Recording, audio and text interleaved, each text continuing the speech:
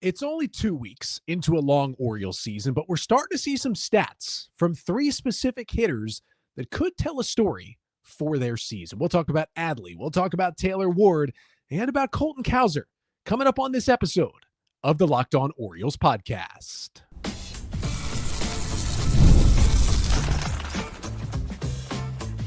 You are Locked On Orioles, your daily Baltimore Orioles podcast.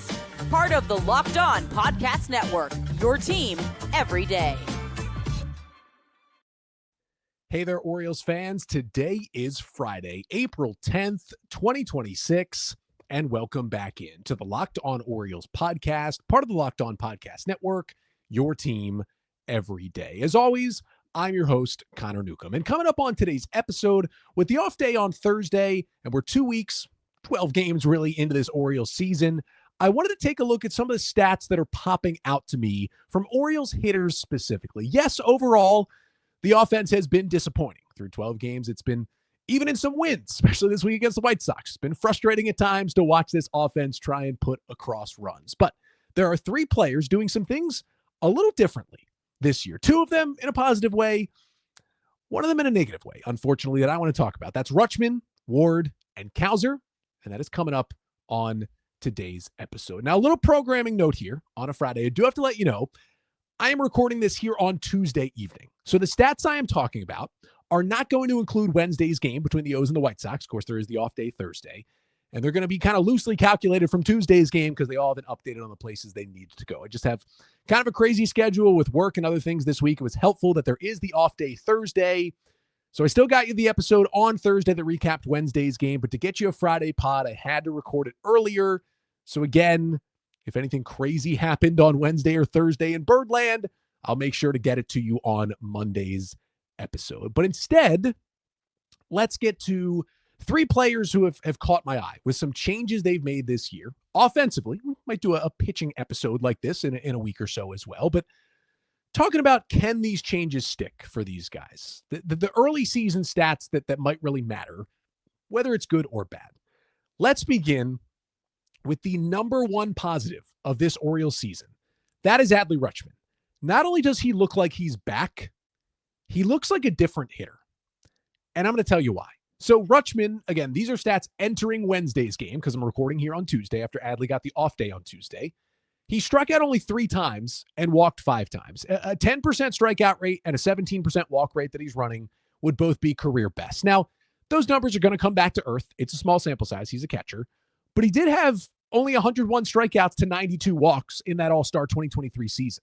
He could do that again. But he's also running an insanely low, just 8% whiff rate. 8% whiff. Now, he's usually low on whiff, but that is a crazy low number that Adley is running right now. But the thing that's new with Adley, because again, even when Adley struggled over the past year and a half, he really didn't strike out a ton, right? Like, you could look at him and you could say, oh, he's not hitting the ball hard. He's popping everything up. He looks dysfunctional at the plate. But if you even look back on these years, like last season, Adley was not a good hitter, but he still had only a 15% strikeout rate and an 11% walk rate. Those are really good ratios. That has never really been an issue for Adley Rutschman. The thing that changes is, first of all, how hard he is hitting the ball, right? Even when Adley had good offensive seasons, not going to say amazing offensive season, but especially for a catcher, good offensive seasons. He OPS'd over 800 of WRC plus of 120 or better in his first 2 years in 2022 and 2023. Those seasons, he ran about a 37% hard hit rate and about an 88 mile per hour average exit velocity if you combine those 2 seasons. Both of those numbers are really well below big league average if you put them together on what he was doing. Like, those average exit velocities, like in the 32nd percentile, that hard hit rate also around like the 33rd percentile in baseball. Those are not great numbers. What he did do is run really high squared up rates. Squared up rate measures how much are you maximizing exit velocity on every swing, right? When you are making contact, whether you're making contact on a pitch right down the middle, fastball, or a curveball that you're reaching out and just getting a piece of to flip into left field, are you maximizing the amount of good contact, the barrel getting on the ball?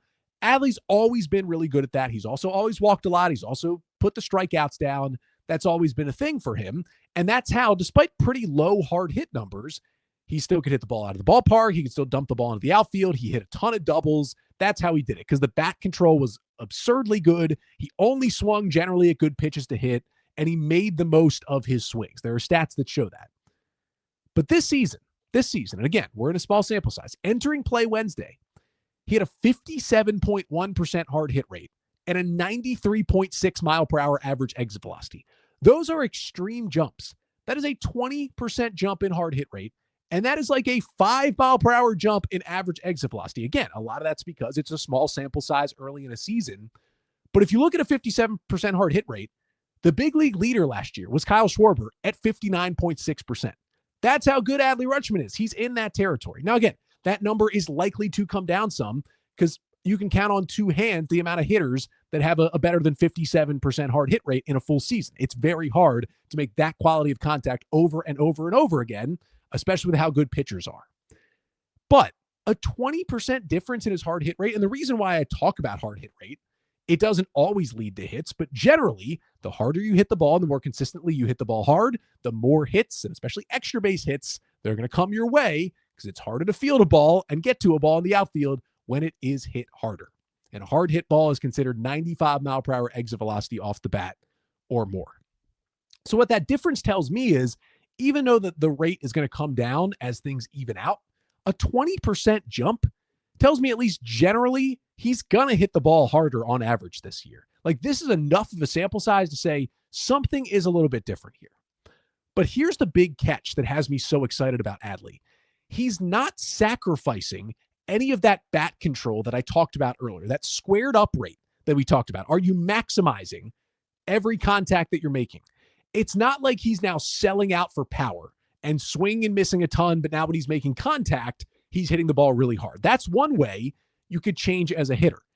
Adley's not doing that. He is still making good swing decisions. He's still whiffing only 8% of the time. He has a 41% squared up rate. Right now, you look around Major League Baseball, only two hitters, Nolan Schanuel of the Angels and Xavier Edwards of the Marlins, have a higher squared up rate than Adley. It's actually better than ever for him. So not only is he hitting the ball harder, but he's maximizing the way he's hitting the ball better than he ever has, and it was something he was already good at. And the difference is with Edwards and Schanuel, the two players ahead of him, those are two guys historically who make a lot of contact. They don't strike out, but they never hit the ball hard. They make a ton of soft contact. They bloop the ball around. They get infield singles. That's how those guys get on base, right? That's kind of similar to the old Adley. Now, the old Adley walks more than those guys, but kind of similar. But all of a sudden, he's still maximizing the way he hits the ball, but he's making way harder contact every time he hits it. You know what way harder contact is going to lead to? A lot more hits, a lot more extra base hits, and a lot more damage. There's not a lot of hitters that can mix those two skills, an elite hard hit rate and an elite contact rate, all together with the elite squared up rate of getting the most out of each swing and each contact that you make. Not a lot of guys do that. That's like Juan Soto territory of what he's doing right now. I'm not saying he's going to have a Juan Soto type season, but that's the kind of hitting package he's putting together right now, is prime Juan Soto. That's why I'm excited about Adley right now. So then you dive in deeper and you say, okay, what changes did he make? He didn't just wake up one morning and be able to do this. He had to do something in the offseason. Well, I would have to think he's got to be healthy for the first time in a year and a half, right? He had that foul tip off the finger in late June in 2024, and he just hasn't been the same hitter since. All of his underlying data has tanked since then. He's had some back issues, some oblique issues, everything that hurts your ability to hit and hit the ball hard. I would have to guess he's healthy, which is awesome to see because he hasn't been healthy for a while. But it's not just going to be health, because he's doing things better than he ever did in his rookie year, his 2 All-Star years, when he was healthy before this. So something changed, right? It feels like to me, he did some bat speed training. There's different ways you can do this, lifting different ways, swinging a weighted bat, different things. But the big story of last year was the Blue Jays. They brought a new hitting coach, David Popkins. They added a ton of bat speed across their team, and they were 2 outs away from winning a World Series against the Dodgers. And a lot of that reason was because of all the bat speed that allowed their hitters to hit the ball harder, and their offense was amazing. Now, Adley has never been a bat speed guy. He's actually generally had pretty low bat speed, but that's okay because that usually works out for guys that play the game like him. Guys that walk a lot, guys that make a lot of contact. they usually don't have a lot of bat speed because they don't need it. They can slow down their bat to get to different balls. Their hands are quick. They can get to everything with their hands, but the bat coming through the zone is a little slower, so they can get to everything and poke it to left field rather than swing and miss. They give up some power to do that. That's the trade-off, but they're still able to be productive hitters. And so Adley's never really been a guy who's relied on or even had good bat speed. But you look what he's doing, and he's up over a mile per hour on average with his bat speed, which is good. That's a good jump to have. It's early in the season, but look a little deeper. He's a switch hitter, so you got to split up the right-handed swing and the left-handed swing because they're different swings. He's basically different hitters from each side. The right-handed bat speed has always been low, and it stayed low this year. It's pretty consistent for what it's been in the past. But the left-handed bat speed is what has me interested. Left-handed bat speed was around 69 miles an hour in 2024. It is up to 72 miles an hour in just 2 years. A 3 mile per hour jump in bat speed in 2 seasons is incredibly significant. Not a lot of guys can add that much bat speed. And again, the harder you swing the bat, the harder you hit the ball. And Adley is hitting the ball hard. The bat speed numbers are there. The hard hit numbers are there. I think he did some bat speed training. And Adley has been generally in the big leagues a better right-handed hitter than a left-handed hitter. His rookie year, he was better lefty, but pretty much every year since then, he's been better from the right side.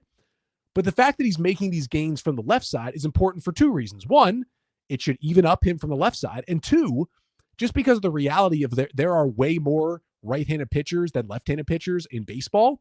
If you're a switch hitter, you're generally going to hit from the left side a lot more than you hit from the right side. So if you're going to be better from one side, you'd probably rather be better from the left side. So the fact that Adley is making those gains specifically over there, and they've been showing out because the O's have played 11 games at time of recording, and they're playing a 12th one Wednesday where they're still going to see a righty, and have seen 12 out of 12 right-handed starting pitchers. So Adley's just gotten more chances from the left side, but he's making the most of it. If the left side is better, he's going to be better because he's just going to get way more chances from over there. And maybe the O's, with their new hitting coach in Dustin Lind, who is a big bat speed guy, are doing what David Popkins did with the Blue Jays coming in as new hitting coach last year. Because the Orioles, it's not just Adley. The Orioles are second in bat speed as a team this season. And a lot of guys are making improvements there. Now, it's not showing across the board for everyone offensively yet, but that is something to watch because it's what the Blue Jays did last season. And remember, Adley did try to make changes before. I talked about it in an early season episode back in 2024 when Adley was continuing on his last 2 years, but he looked like a different hitter, right? He was striking out a little bit more. He was swinging and missing a little bit more. He was walking a little bit less, but he was making harder contact. He was hitting for more power, more doubles, more home runs.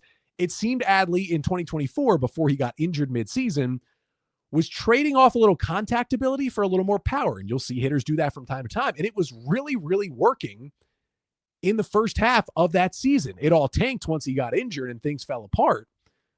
But in 2024, you look at Adley Rutschman's splits. I mean, this is a guy with a 123 WRC plus in the first half. And if you just cut it to March, April, May, June, he was the best hitting catcher in baseball and was even better than he had ever been until he was just a disaster in the second half of the season. And I think it had to do with some of those injuries. So some people got upset at the changes he made and said, stop selling out, go back to the old Adley. And he never was truly able to get back there because his hard hit rates, his bat speed, everything, the chase rates were all the same. And yet his production was just tanking. So he's doing some of that stuff again because he's pulling the ball in the air at a high rate again for the first time since early 2024. That's what leads to more extra base hits, more home runs. But he's hitting the ball a lot harder than he even did early in 2024. And that is a huge difference because if you're pulling the ball in the air, you're still making a lot of contact, you're maximizing that contact, and you're hitting the ball hard, and it's sustainable with bat speed. The sky is the limit right now for what Adley Rutschman can do. Like, this is exciting. It could blow up on our faces. He could easily, I mean, he's a catcher. He could easily get injured again because that absolutely happened. But this is not just a couple of good games. I understand it's only 12 games into the season, but this looks real for Adley Rutschman. We've been waiting for almost 2 years for him to bounce back into the all-star level player. He looks like the all-star level catcher again. His defense, the arm's been a little noodly, but his framing numbers have been fantastic. He's still, handling the staff really well back there. I'm sure he's mentoring Basayo in that clubhouse too, but the bat is what the O's need. And I have to think if the bat keeps up like this, the Orioles offense will follow. This is like one of the number one things we wanted out of this season from Adley Rutschman. And so far, early on, it's not even mid-April, we are getting it from the Orioles catcher. Another guy who's changing some things is a new Oriole. That's Taylor Ward. Never been the most aggressive hitter in baseball, but this guy just doesn't want to swing anymore. And honestly, it's kind of working out for him. We'll get back to it, but first, this episode of the Locked On Orioles podcast, it's brought to you by TurboTax. It's tax time, but for a lot of us, the old way of doing taxes, it's a lot. You're trying to book an appointment that's not the most convenient. You're sitting in a waiting room with a stack of papers. You're emailing back and forth and wondering if they really get your situation. But this year, you're getting a major upgrade. Intuit TurboTax now has in-person locations nationwide. You can meet face-to-face with a real tax expert, and your documents get uploaded straight to your TurboTax app on the spot. And just like that, you're done. Your TurboTax expert works to get you every dollar you deserve while you get real-time notifications as you go about your day. It's the relief of walking in and meeting a real person and walking out knowing your taxes are being handled right. Head to TurboTax.com/local to find a store near you and book your appointment. So we talked about Adley's changes. Now on to the changes made by Taylor Ward, one of the newest Orioles coming over in the trade for Grayson Rodriguez this offseason. Taylor Ward is swinging less, and yet it's working. Some of these stats are entering Tuesday's game. Some of these stats are entering Wednesday's games. Just bear with me. But entering Tuesday's game, Taylor Ward has just an 8.7% chase rate. Chase rate is how many pitches out of the zone that you swing at. So Taylor Ward is basically swinging at 8% of the pitches that he sees outside of the zone. That is unheard of. That is elite. Only Alex Bregman so far this year has a lower chase rate. Taylor Ward, he only chased 21% of the time last year, and that was very, very good. But 8% is different. 8% is crazy. But I don't think it's specifically just plate discipline because he's just swinging less overall. His 30.6% swing rate entering Tuesday was the lowest just swing rate in general at any pitch. He's swinging at 30% of pitches. That's the lowest swing rate in the majors among qualified hitters so far this year. He has now seen, I believe, the most 3-2 counts of any hitters in the majors because he's just not swinging and guys are going 3-2. Part of it is plate discipline, certainly, but part of it is a plan to just, for a guy who really didn't swing a ton before this, just a plan to swing less. And there are some downfalls to this for Taylor Ward, right? He hit a career-high 36 homers for the Angels last year. As of recording here Tuesday night before Wednesday's game, 11 games in, he still does not have a home run for the Orioles. In fact, going into Wednesday, he is still yet to even barrel a baseball, I believe. I got to check. He might have had one in the game-tying RBI double on Tuesday, but either way, he had an amazing 14% barrel rate with the Angels last year. He's just not doing that so far. But when you're less aggressive, like what he's doing, including, I had to look at this stat I swear I had to look at the stat 15 times before I believe that it's real. And I have it down in my notes, and I'm even pulling it up again because I keep looking at it and being like, no, there's no way that stat is correct. But it is. He's swinging at only 13% of first pitches. He swung at 26% of first pitches last year. That's considered pretty low. He's cut it in half so far this year. 13%. You basically know, hey, if you're facing Taylor Ward, throw strike one because he's probably not going to swing. Odds are he's probably not going to swing at much that you throw at all, but he's just taking pitches. And it's not just strike one. He's taking a bunch of pitches. He's taking more pitches than pretty much anyone. But what that also means is you're going to miss out on some good pitches to drive because a lot of times, guy will throw a first pitch fastball in the middle of the plate to get ahead 0-1. A lot of hitters do really well when they swing at the first pitch because that can be the best pitch you get. And Ward's kind of knocking that out. So that can be an issue. But the change has been, remember with Adley, I talked about squared up rates. There's also sweet spot percentage, which tells you, are you getting the ball on the right part of the barrel when you swing? Those stats for Ward are way higher than they were last year. His sweet spots percentage, he's in the 92nd percentile this year. Last year, he was in the 57th percentile. 77th percentile squared up rate last year. 94th percentile this year. This is something Ward's been good at in the past with the Angels, but when he hit the career-high 36 homers last year, he changed a little bit as a hitter. He seems to be going to the extremes and changing back this year. He's maximizing his contact. He's maximizing his singles, but not necessarily maximizing the home runs. Now, it hasn't stopped him from hitting doubles. This guy's been a doubles machine, had a huge double on Tuesday. He's got 6 doubles, I think he's got 7 doubles now. No, he's got 6 doubles. He leads the American League with 6 doubles right now. I'll take that. I would love the 36 homers. Don't get me wrong. I'd love that version of Taylor Ward. But this current version of Taylor Ward might be specifically a good fit for the Orioles in the leadoff spot. Now, in a perfect world, Adley Rutschman, who's done it before, would be the Orioles' leadoff hitter. He walks a lot. He doesn't strike out. And now he's looking like a beast. But it's something Brandon Hyde talked about when he was Orioles manager, and I totally understood it, to be honest. Adley didn't love it, and Hyde didn't love hitting leadoff just because of you're catching, you got to go back in, take the gear off, and go hit.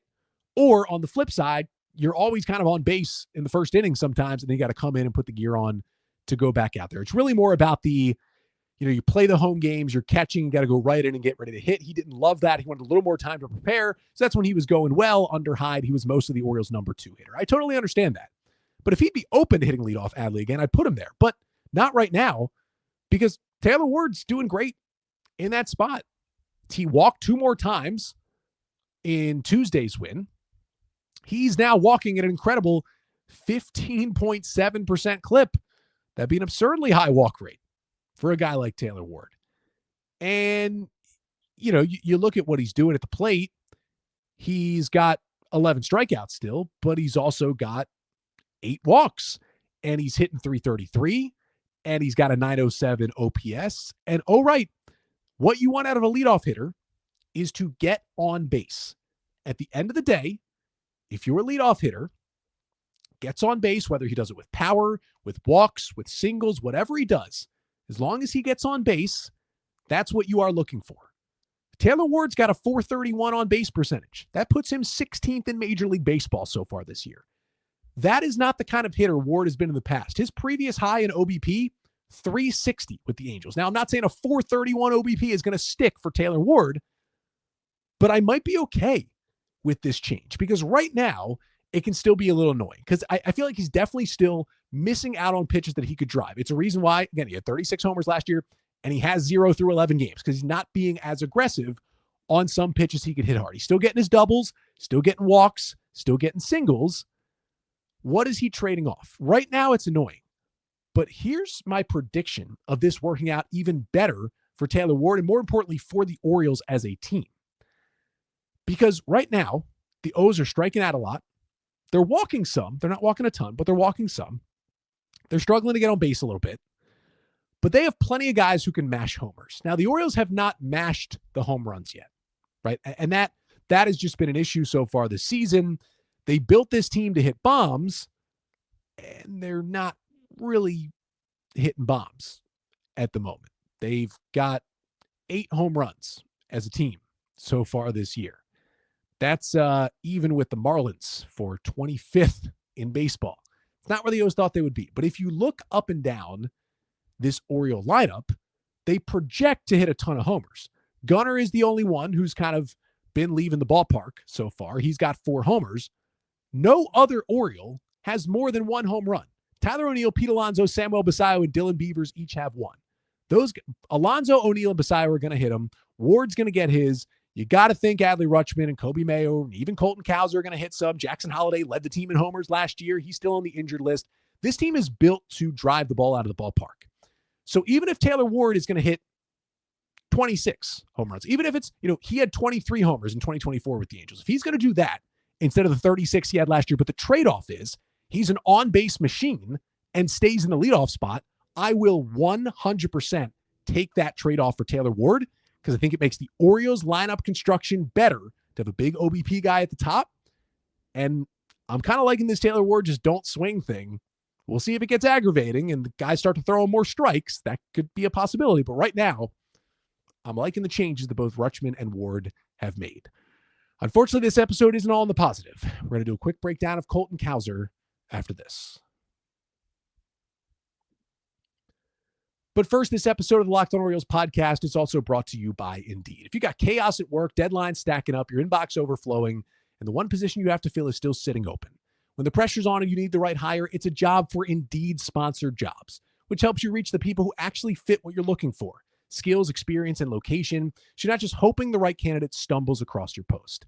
And here's a stat that says it all. In the minute I've been talking to you, companies like yours made 27 hires on Indeed, according to Indeed data worldwide. So if you're hiring, spend less time searching and more time interviewing candidates who check all your boxes with Indeed sponsored jobs. And listeners of Locked On Orioles, you'll get a $75 sponsored job credit to help get your job the premium status it deserves at Indeed.com/podcast. That's Indeed.com/podcast. Terms and conditions apply. Need to hire? This is a job for Indeed sponsored jobs.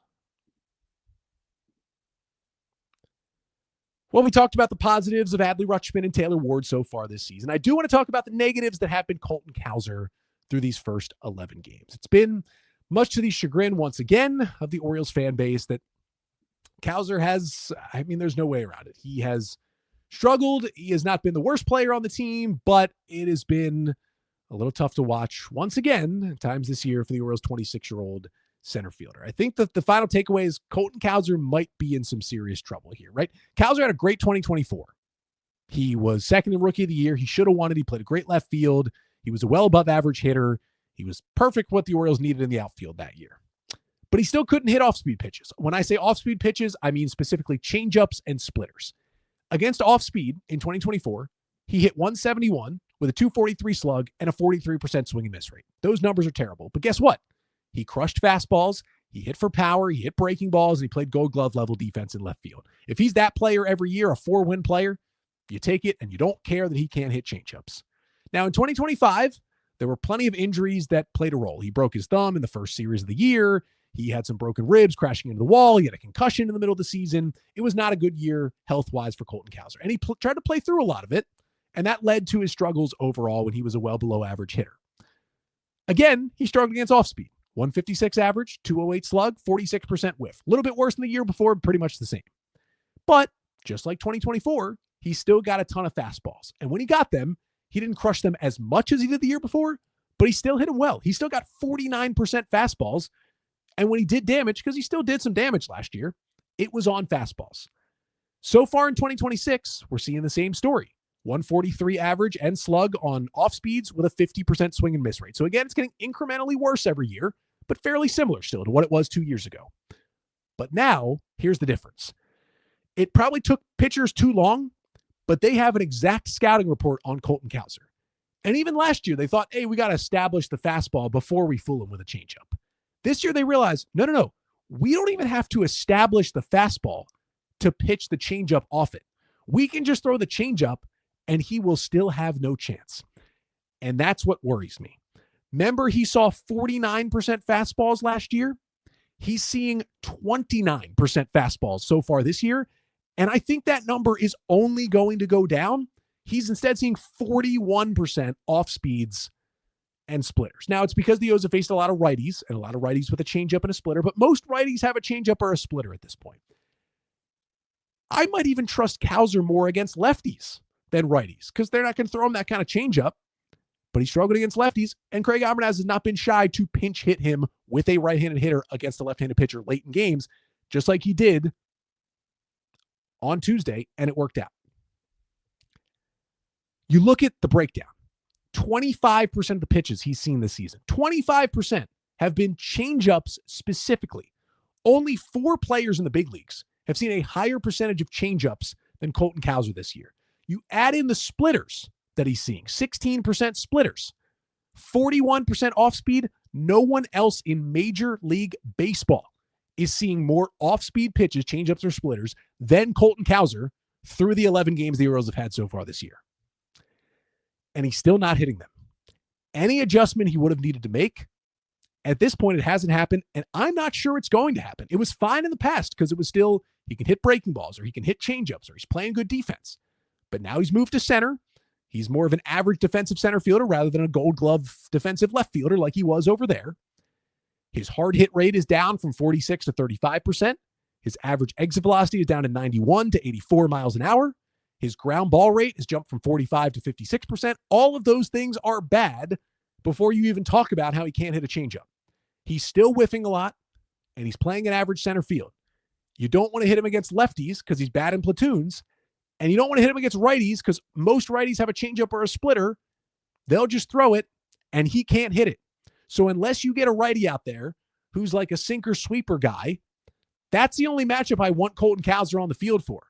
Otherwise, it's starting to look rough. And there was a little weird moment in Tuesday's game where he got a change up. He actually made contact with it, hit a dribbler back to the pitcher.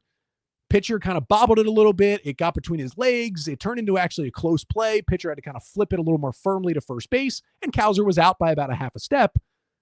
But going down the first baseline, about 3/4 down, he slowed down. If he keeps going and speeds up, he might actually beat that out for an error and maybe starts an Orioles rally for an offensive day that until the 8th inning was going very, very poorly against the White Sox. And that was his final at bat of the day. He didn't get pulled. He went back out to center field. He was pulled for a pinch hitter for a matchup thing a couple innings later. But it's not the body language that you want for a guy who's already struggling. And for a guy who was the goofball of this team and was lovable for a long time, and the mooing and the cow pasture and everything, still do that. Still support your guys. 100% absolutely. But there's a situation where this ends poorly for Colton Cowser, right? He's already getting pulled for pinch hitters against lefties. If he can't hit changeups, he's just not going to get fastballs. That fastball usage against him is going to go down and down and down. He's struggling against breaking balls too, but not to the level of a changeup. There's a real chance here where Cowser gets demoted to a bench role. Now, the O's would need a center fielder and maybe Leo Taveras, who swung it pretty well early in the year and could play good defense, could be a short-term fix. And the O's make another ad. I don't want to see Dylan Beavers out there. Maybe when Jackson Holliday's back, you could see a lot more Blaze Alexander in center field. He did that a little bit for the Diamondbacks last year. Can he play out there? Can Enrique Bradfield Jr. or Judd Fabian down in AAA do enough to get the call up to the big leagues? But there's a real chance Cowser's a bench role, and if it gets really bad, his option to AAA Norfolk for a reset. Because it was a thing that he can't hit changeups, blah, blah, blah, whatever. But it was cute and funny, and he's Colton Cowser when he was still mashing fastballs and getting fastballs. Now pitchers have smartened up. Cowser should know more than likely he's going to get a changeup. I think he does know it, and he still can't even make contact or lay off the ones out of the zone. And that has put him in a really, really bad spot.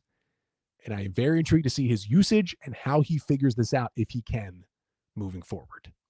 That'll do it for today's episode. Thank you so much for tuning in. Make sure to check out the Everydayer Club. If you want more Locked On Orioles, you can go to lockedonorioles.supercast.com or check out the link in the show notes. You get ad-free episodes. You get access to the Discord channel, some other perks as well. It's usually $5 a month, but if you use the code FINALLY right now, you get 1 free month of the Locked On Orioles Everydayer Club to see if you like it. Support the show. Subscribe, follow on Apple Podcasts, Spotify, YouTube, wherever you check out the show. And you can always email me, lockedonorioles@gmail.com. Again, thanks for your patience with my crazy work schedule. I'm recording this here on Tuesday. It's going up on Friday again. If anything crazy happened in the days in between, I'll get to it on Monday's episode. And I'll also get to a series recap on Monday's episode, because after the off day on Thursday, the Orioles host the San Francisco Giants. If you think things have been bad at times for the Orioles, just look at the San Francisco Giants. As I'm recording right here on Tuesday, their current record at the moment is 3-8. They got a couple more games against the Phillies this week where they could easily be 3-10. New manager Tony Vitello coming from the college ranks, not going well so far.